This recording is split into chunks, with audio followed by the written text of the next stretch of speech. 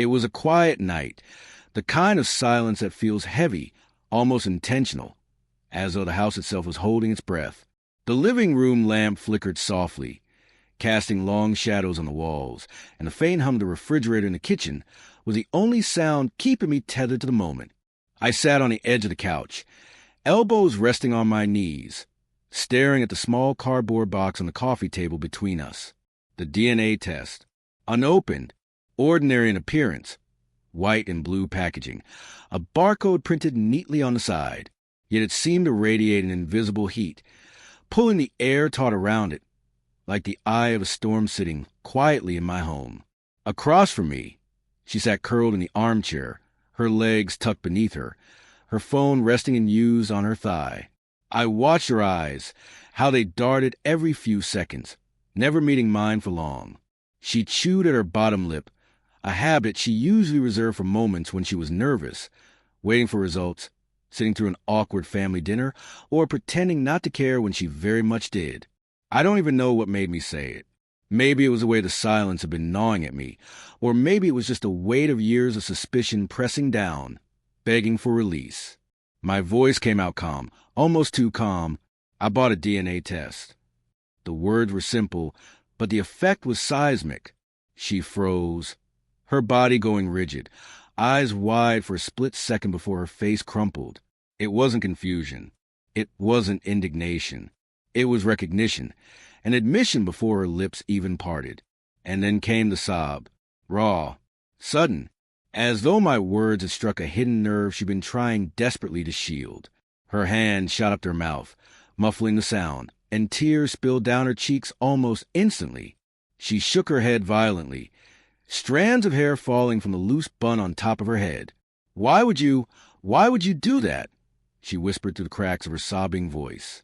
I just stared at her, my chest tightened, breath shallow, as if all the oxygen in the room had been stolen. In that instant, her reaction told me more than the test ever could. The sobbing wasn't the sound of an innocent woman accused unfairly. It was the unraveling of a guilty one. "I haven't even sent it in," I said quietly. My voice surprised me. It wasn't angry, not yet. It was hollow, stripped of the heat I thought I'd feel. I sounded like someone speaking from the bottom of a well, detached, echoing. Her words stumbled out in fragments. "You don't need to, it doesn't mean anything." She pressed her palms to her temples, as though trying to contain the chaos bursting inside her. "Please, don't send it. Just trust me. Please." But trust had died long before that night. It had died slowly in pieces. A late return home explained away by traffic. A text she'd hidden the screen from. The smell of a cologne I did wear lingering faintly on her clothes. Each small betrayal, a nail in the coffin of trust. I had buried them all, told myself love was about forgiveness, about letting things go. But the coffin had been too shallow. The ground kept shifting, and the dead never stayed buried. Now, watching her break apart in front of me, I realized every ignored instinct, every silent suspicion, had been screaming the truth all along. I leaned back slowly, my hand brushing against my wedding ring. The cool band of gold had once felt like a promise, a foundation. Tonight, it felt like a shackle, a piece of metal binding me to a truth I didn't want to face.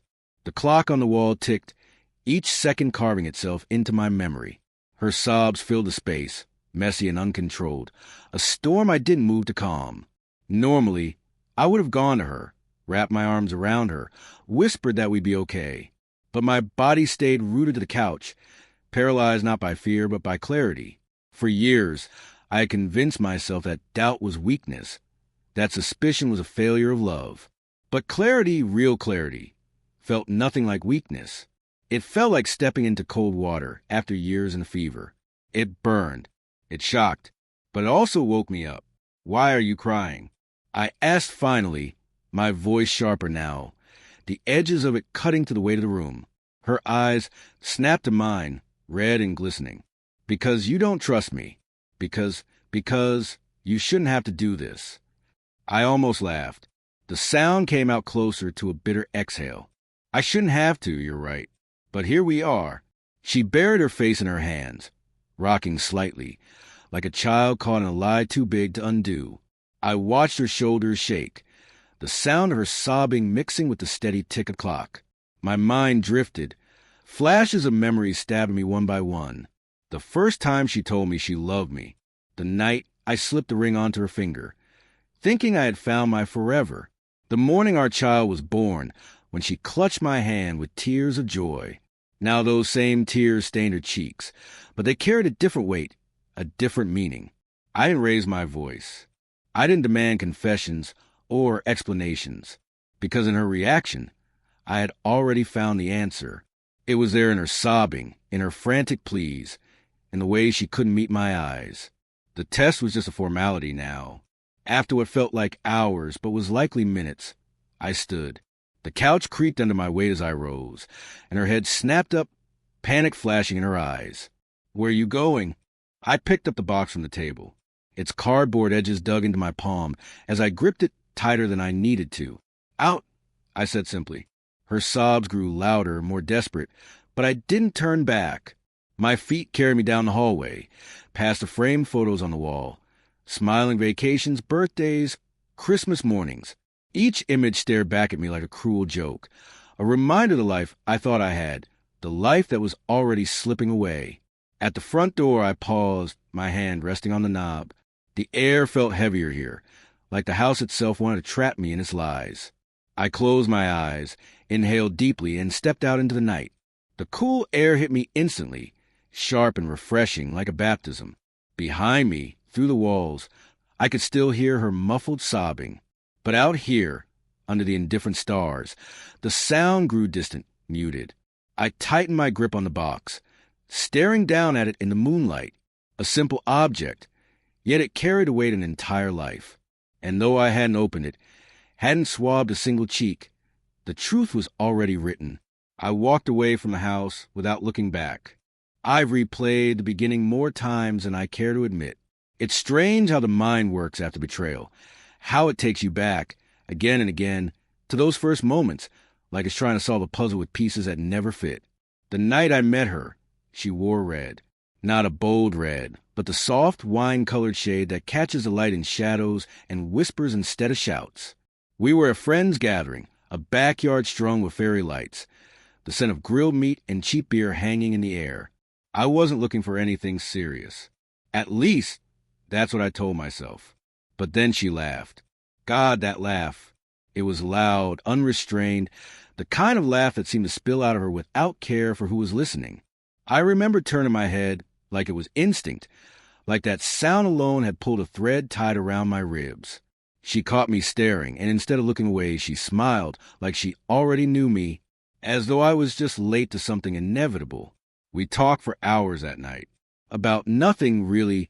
Childhood memories, songs that made us cry, her dream of traveling to Italy, the way she leaned in when I spoke, her eyes shining, as if my words mattered more than they ever had before.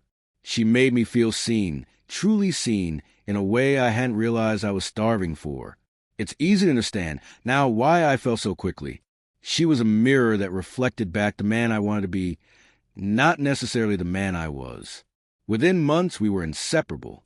Dinners at small restaurants, long walks where she slipped her hand into mine, lazy Sundays tangled in bedsheets while the world outside kept spinning. She told me I was different from the others, that I made her feel safe. I carried those words like a talisman, something holy. But looking back, I see the cracks. The first red flag came early. A text she shielded from me at dinner. I teased her about it, expecting her to laugh and show me. It was harmless, right? Instead, she snapped, sharp enough to draw blood. Not everything is about you. Can I have some privacy? I remember apologizing to her that night. Apologizing for noticing.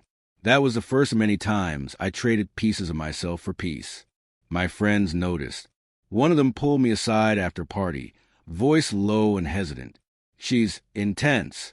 Just make sure you know what you're getting into." I brushed it off. People didn't understand her the way I did.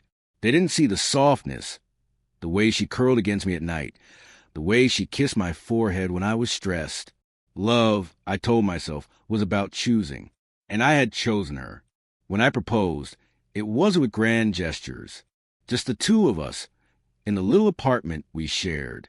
I slipped the ring from my pocket, my hands trembling as I held it out. I still remember how the gold band glinted under the kitchen light, how her eyes widened before she threw her arms around me. That ring, it felt like the beginning of everything. I wore it like armor, a symbol that I had found my person, that all the wandering years had been worth it. Yet in hindsight, it became something else. Not a shield, but a weight. Marriage was beautiful at first, in the way new things often are, but beauty has a way of dulling with routine. Her laughter, once so free, grew sharper over time. She started correcting me in front of friends, making little jokes at my expense. They laughed. I laughed too, pretending it didn't sting. But inside, something chipped away. It wasn't always cruel.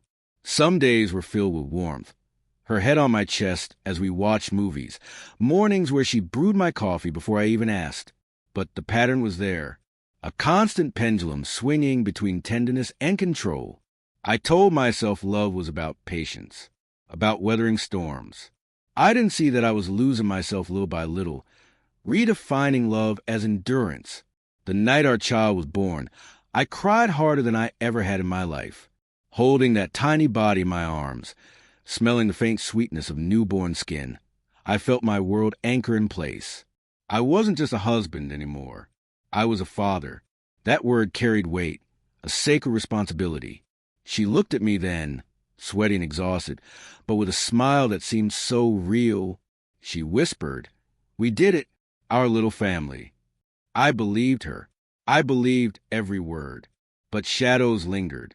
The late nights began again, this time explained away by errands, by exhaustion, by stress. The phone face down on the counter, always on silent. The unfamiliar scent clinging faintly to her clothes. Once, when I kissed her neck after she came home, she stiffened. So subtle, I almost convinced myself I imagined it. Almost. I drowned those doubts in devotion. I cooked dinners. I picked up extra shifts to cover bills. I gave her flowers for no reason at all. I thought if I poured enough love into the cracks, the foundation would hold. But foundations don't break from lack of love. They break from lies. And now, sitting here years later, I can trace every thread of this unraveling back to those moments I ignored. My friends' warnings, the hidden texts, the mocking jokes that chipped away at me until I hardly recognized myself in the mirror. The ring still sits on my finger, even as I recall all of this. I twist it absently as I think back. What once symbolized promise now feels like proof of blindness. I wore it as evidence of commitment, but maybe it was evidence of denial. I realize now that the DNA test wasn't born from sudden suspicion. It was a culmination of years of silenced instincts, a physical object that represented what I had been too afraid to admit. That little cardboard box wasn't just about biology. It was about truth, about waking up from a dream I had clung to for far too long. Looking back, I don't blame myself for falling in love. Love wears disguises, and hers was convincing. She knew how to wrap affection around control, how to cloak deceit in tenderness. I wanted so desperately to believe in us that I ignored the warning signs flashing like neon lights. But the past has sharp teeth, and once it bites, it never lets go. And so, when I saw her sobbing in front of me as I mentioned the test, I wasn't just seeing her guilt. I was seeing every red flag I had brushed aside, every piece of myself I had sacrificed for the illusion of love. The truth wasn't new. It had been there all along. The test was just the match that finally lit the fuse. I didn't want the conversation to continue. After that night, after the sobbing, I had hoped silence might hold back the flood. But silence is fragile. It cracks under pressure. 2 days later, we sat in the kitchen, the air between us thick with unspoken words. She busied herself with trivial tasks, wiping a counter that was already clean, refilling a glass she never drank from. I sat at the table, my hands around a mug of coffee gone cold, staring at the steam that no longer rose. The DNA test sat on the counter, still unopened. Its presence gnawed at both of us, like a ghost haunting the space. Finally, I broke, my voice low, almost a growl. "Why were you crying like that? If there's nothing to hide." Her hand froze mid-motion. She set the cloth down slowly, turned, and leaned against the counter. She didn't meet my eyes. "You don't understand," she said. "That was the beginning of the end." I laughed bitterly. "Then help me understand." She rubbed her temple with trembling fingers, like the weight of words press against her skull. "I made mistakes. We both did. You weren't always there, and I don't." I snapped, slamming my hand on the table hard enough to make the mug jump. "Don't you dare turn this back on me." Her eyes welled again, though this time it felt less like grief and more like strategy. "I was lonely," she whispered. "You were always working. I just needed to feel something." The words sliced through me. Lonely. As if my sacrifices, the extra shifts, the late nights, had been neglect instead of devotion. As if feeding our family, keeping a roof over our heads, was abandonment. I pressed my hands to my face, dragging them down slowly. My skin burned under my palms. "So what? You slept with someone else?" "Once." Her silence was my answer. The clock ticked. My pulse roared in my ears. And then the thought that had been lurking in the corners of my mind stepped forward, merciless. "What about him?" My voice cracked on the word. "What about our son?" Her breath caught. It was subtle, but I noticed. Of course I noticed. I stared at her, waiting for denial, for outrage, waiting for her to scream at me for even suggesting such a thing.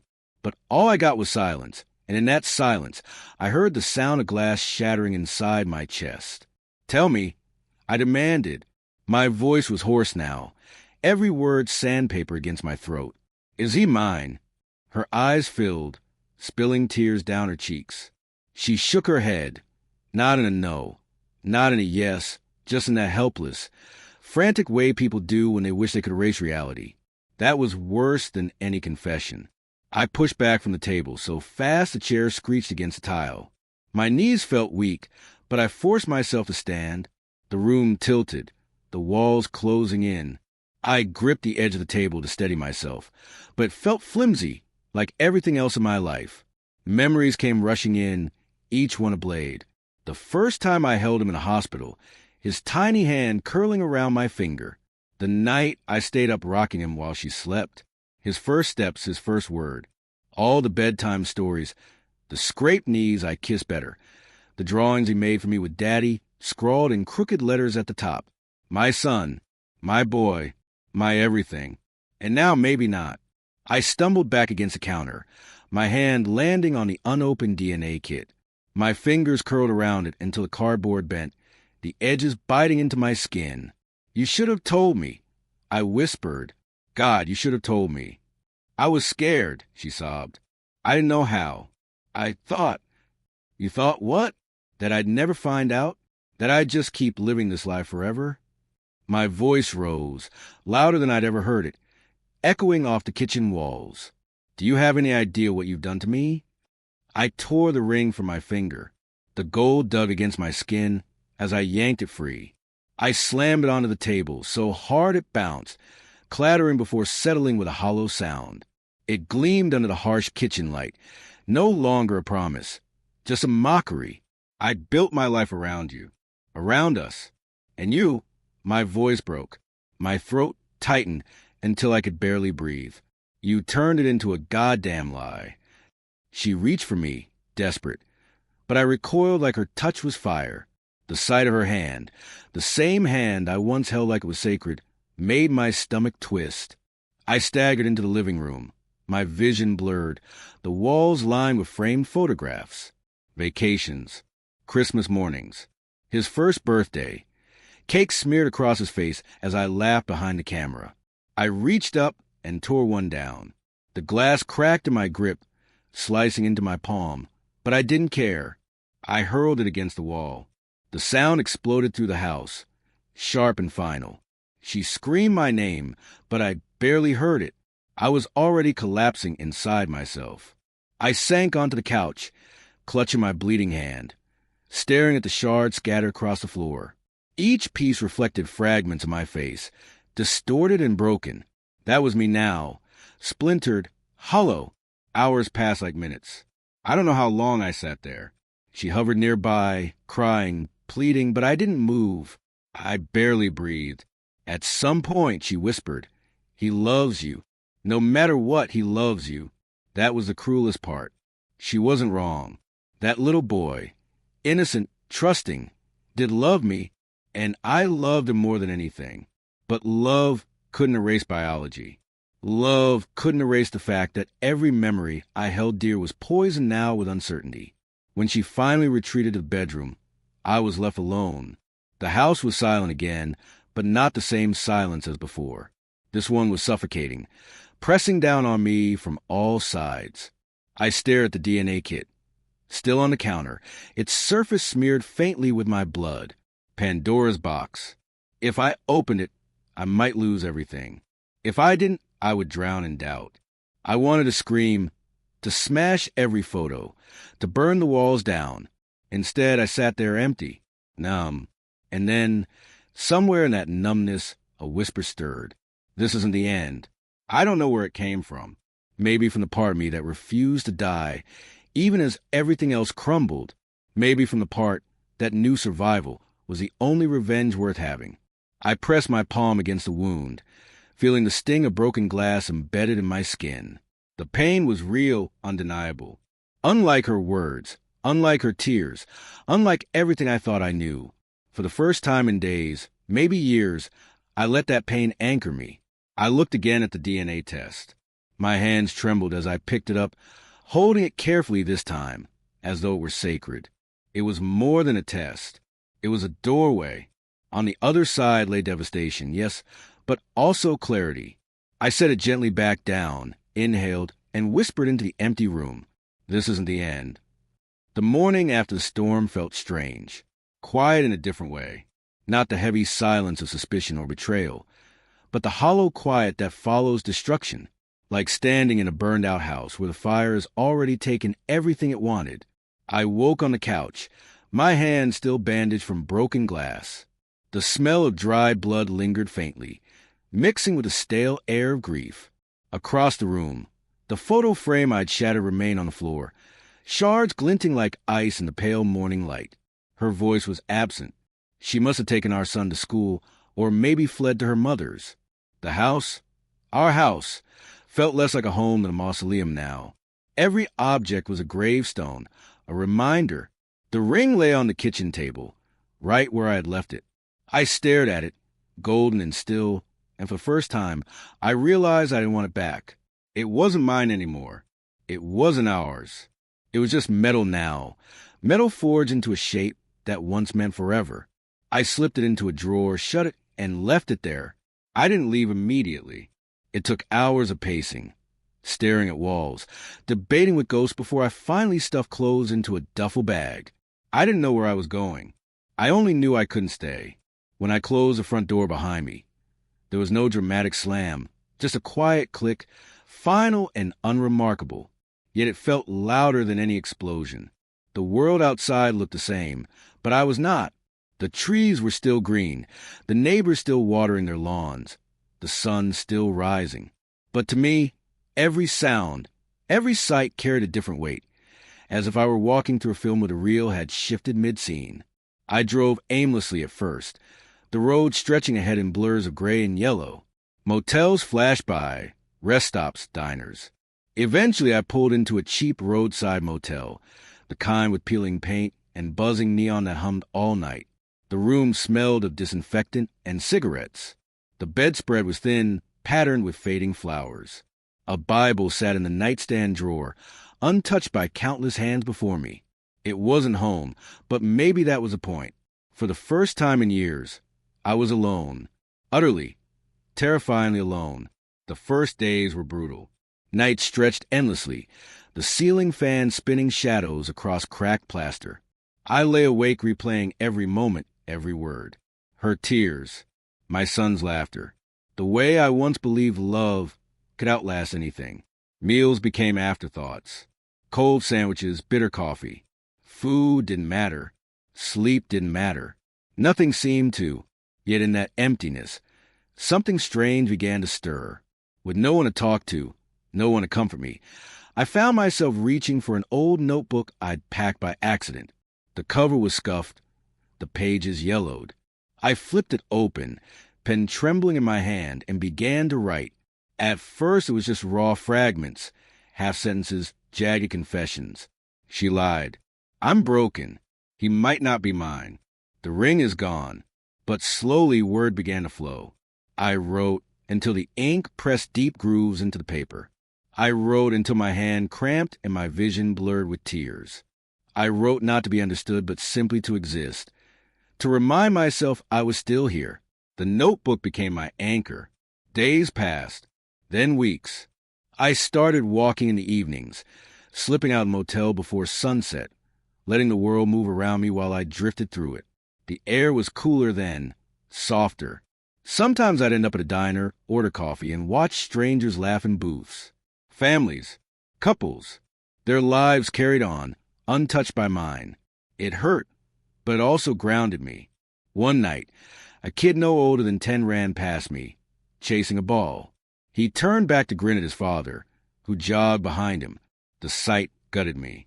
I thought of my boy, his gap-toothed smile, the way he once fell asleep on my chest, trusted me completely. The ache was unbearable, but underneath it, buried deep, was also warmth. Because love doesn't vanish when truth poisons it. Love lingers, stubborn, defiant. I pressed my hand against the scarred palm where glass had cut me. The wound had healed into a thin line, pale against my skin. Proof of pain, yes, but also proof of survival. One evening, rain came suddenly, drenching the streets in silver. I ducked under the motel awning, watching cars slice through puddles. The rain smelled clean, sharp, different from the suffocating air inside my room. Something in me shifted. I stepped out into it. The downpour soaked me instantly, plastering my shirt to my skin, dripping from my hair. But instead of retreating, I laughed, an ugly, broken laugh that turned into a sob halfway through. The water masked my tears, made them invisible. For once, I didn't care who saw. I tilted my head back, arms spread, and let the sky wash over me. The rain became baptism, a cleansing I didn't know I needed. The weight didn't vanish, but for those minutes it lightened. When I returned to my room, shivering and dripping, I opened the notebook again. This time, the words came easier. They weren't just grief anymore. They were questions, reflections, glimpses of possibility. What if survival is revenge? What if healing is power? The pen scratched across the page, and I realized I wasn't writing for her, or even for him. I was writing for me. By the end of the month, my duffel bag no longer looked like a suitcase. It looked like a choice. I wasn't running anymore. I was moving forward, even if I didn't know where. The DNA test still haunted me, though. Every time I thought of him, my son, doubt gnawed at the edges of my love. Part of me wanted to know the truth, to cut the last thread of uncertainty. Another part wanted to leave it sealed forever, because maybe ignorance was the only way to keep him as mine. One night, I placed my notebook on the table beside the untouched motel Bible. I stared at them both for a long time. One represented faith in something external, the other in myself. I chose the notebook. On the day I finally left the motel, I stood in the room one last time, scanning the cracked walls, the dented lamp, the bedspread with its fading flowers. It hadn't been a sanctuary, but it had been a crucible. It burned me down, stripped me bare, and in the ashes, something small still glowed. I picked up my bag, slung it over my shoulder, and walked out. The neon sign flickered behind me, buzzing faintly like a heartbeat. I didn't know what waited ahead. New town, new job, new life. But I knew one thing. I had survived. And survival, I realized, wasn't just about breathing. It was about choosing to rise, even when the ground beneath you had collapsed. As I drove away, the rain returned, streaking the windshield in silver threads. The wipers fought to clear the view, but I barely noticed. I wasn't looking back anymore. For the first time in months, I whispered to myself, not a vow, not a plea, just a truth. I'm still here. The road stretched before me, endless and uncertain. Yet for the first time, I wasn't afraid of the unknown. My hands gripped the steering wheel, steady and sure. The scar on my palm, pale now, caught the light every time I turned. It had once been a wound, a reminder of betrayal. Now it was a marker of survival, an emblem carved into me, proof that I could endure. I drove until the horizon turned gold, until the sun fell behind the trees. Eventually, I found myself in a small town I didn't know the name of. There was a sign at the entrance, faded letters barely legible, but something about it whispered possibility. I rented a small apartment above a hardware store. It smelled of dust and wood, the walls bare, the windows streaked with years of neglect. It wasn't much, but it was mine, a place with no ghosts lingering in the corners. The first night there, I sat cross-legged on the floor with nothing but a blanket and my notebook. Outside, the rain began to fall again, gentle this time, pattering softly against the glass. I opened the notebook, touched the grooves of ink left by nights of grief, and turned to a blank page. This time, my words were not confessions. They were plans. I started with small things. Waking early, cooking meals instead of skipping them, going for long runs until my lungs burned and my legs trembled, as if I could sweat the poison out of my body. At first, it felt forced, mechanical, like moving through mud. But repetition has a way of turning discipline into rhythm, and rhythm into strength. Every morning, I stood before the bathroom mirror and forced myself to look, to really look. My reflection wasn't the man I remembered. My eyes were sharper, my jaw harder, my body leaner. Grief had stripped me down to the bone, but in that rawness, something tougher was growing. And when I raised my hand to adjust my collar, the scar gleamed faintly as though it agreed. Work came next. I found a construction job on the edge of town, rebuilding a collapsed warehouse. The foreman eyed me skeptically at first. Maybe I looked too broken, too hollow. But I showed up on time every day, worked until sweat stung my eyes and my muscles screamed. There was something healing about it. The sound of hammers, the rhythm of saws, the smell of sawdust and steel. Creation after destruction. I had torn myself apart. Now I was helping build something new, brick by brick. One afternoon, as I lifted a beam into place, a younger worker laughed and said, "Man, you've got old man strength." It was a joke, harmless, but I caught my reflection in a pane of glass nearby, holding the beam steady as others fixed it into position. Old man strength. I smiled to myself. No longer weak, not broken, just different, hardened. The notebook filled quickly, not with pain anymore, but with visions, sketches of projects I wanted to build, snippets of words I want to say to my son one day. Promises, not the kind etched in rings that could be betrayed, but the kind written in sweat and time. On one page, I drew a line down the center. On the left, I listed who I had been: husband, provider, blind believer. On the right, who I was becoming: father, builder, survivor, man on his own terms. The contrast burned into me like truth carved in stone. Weeks turned into months. My body grew stronger, lean muscle replacing the weight grief had taken. My nights grew calmer. I slept without waking to phantom echoes of her voice. And then came the day, the envelope. It had been waiting for me all along, unopened, shoved into the bottom of my bag when I fled. The DNA test, the final thread of doubt twisting in the shadows of my mind. For hours I sat at the small kitchen table, the envelope before me. My scarred palm rested on it, the weight of decision pressing down. If I opened it, I'd know. Certain he could free me or destroy me. I thought of my boy, his laughter, the way his small hand once wrapped around my finger like it was the strongest thing in the world. Blood didn't change that. Betrayal didn't erase it. Slowly, I slid the envelope into the drawer with the ring I'd taken from home.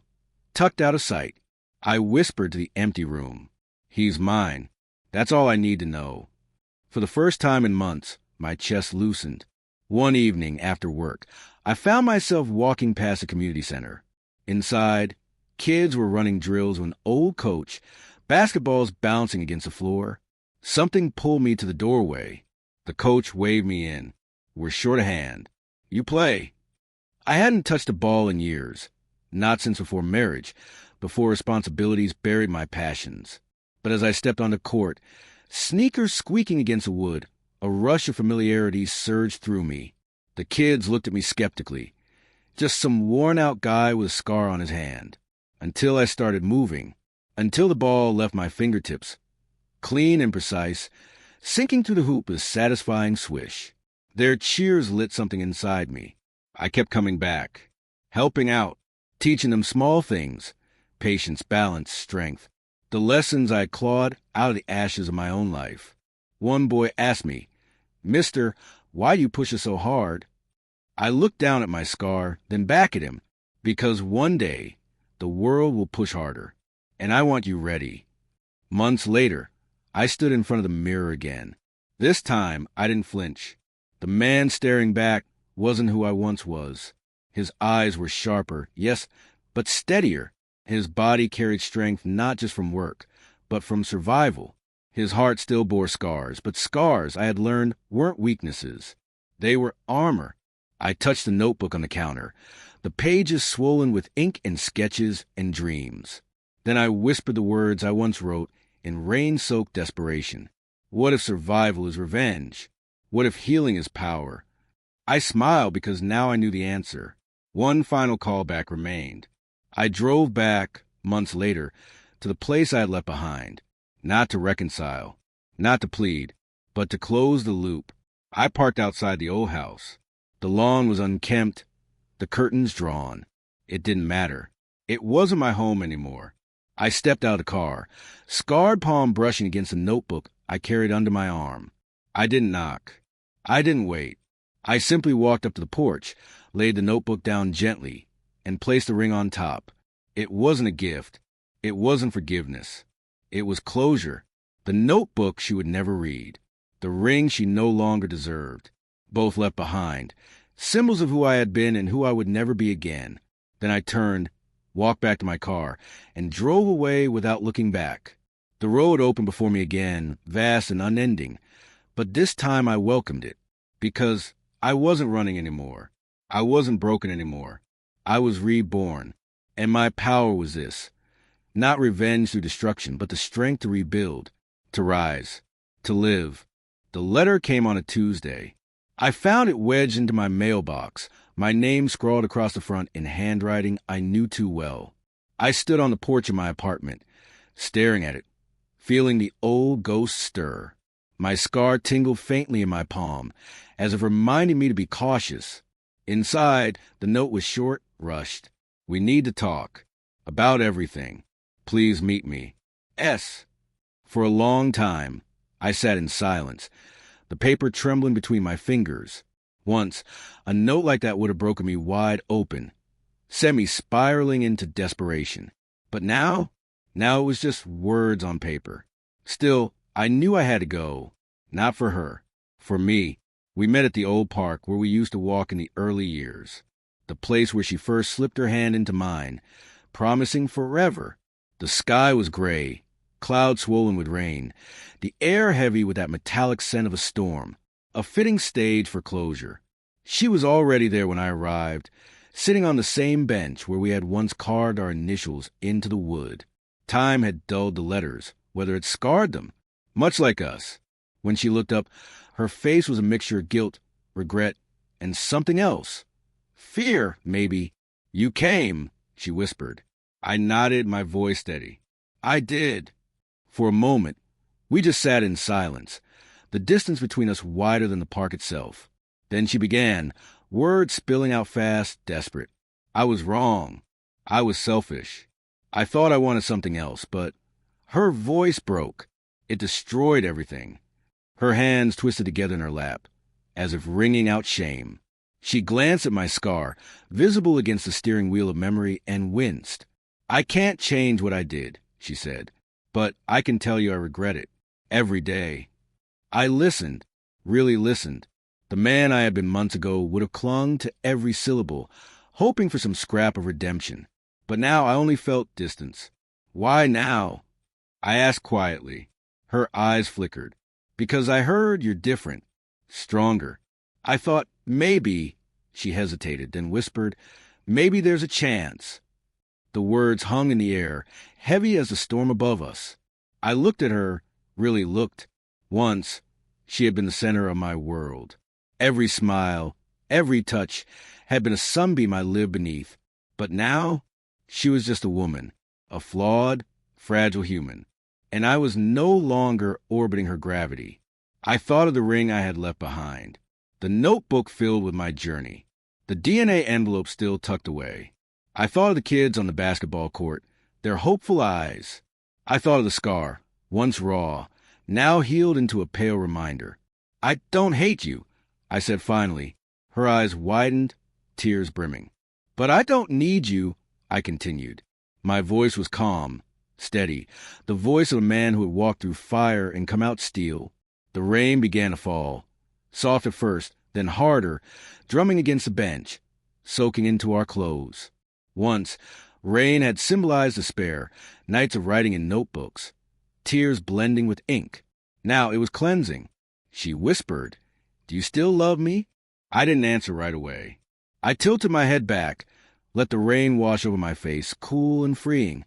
Then I looked at her again. I loved who you were, who I thought you were. But I've learned something. She leaned forward, hope flickering. I shook my head gently. Love isn't about clinging to ghosts. It's about building. And I'm building a life that doesn't need lies to hold it together. Her face crumpled. So this is it? You're just done. I stood. The rain streamed down my scarred hand, the pale line glowing like silver against my skin. I extended it, not in reconciliation, but in farewell. Yes, I said simply. She took my hand, reluctantly, fingertips brushing the scar as if touching the wound she had caused. Her tears mixed with the rain, indistinguishable now. Goodbye, I whispered, and then I let go. As I walked away, thunder rolled overhead, but I wasn't afraid of storms anymore. Each step felt lighter, freer, as though the chains of years had finally snapped. The rain soaked through my clothes, plastered my hair, but inside I was warm. I reached my car, paused, and glanced back once, not at her, but at the park, the bench, the initials carved long ago, symbols of a past life, faded and weathered. Then I slid into the driver's seat, started the engine, and pulled away. That night, back in my apartment, I opened the notebook again. On the final page, I wrote one last entry. Scars don't weaken us. They mark where the blade stopped. They remind us we survived. I am not broken.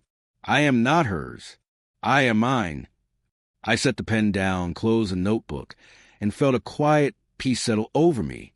Outside, the rain slowed, leaving the world fresh and glistening under the streetlights. I stepped to the window, looked out at the shining pavement, and whispered to the night, I made it.